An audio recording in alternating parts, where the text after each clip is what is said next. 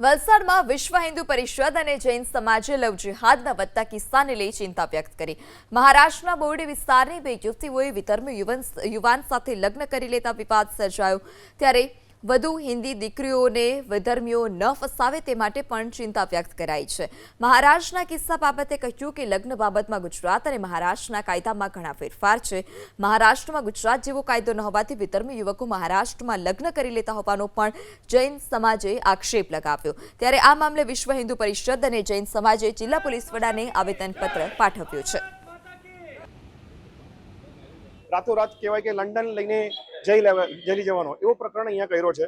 અને આ કેસ અહીંયા બોરડીમાં સ્કૂલ કોલેજીસમાં ઘણો પડે છે, બીકોઝ બોરડી સ્કૂલ ને કોલેજને લાગીને સંજાણ એક એપિસેન્ટર છે, જ્યાંના છોકરાઓ કે અસામાજિક તત્વો બોરડી ગોલવાડા આ એરિયામાં ભણવા માટે આવે છે અને છોકરીઓનું ફસાવણું કરે છે ત્યાં એરિયામાં।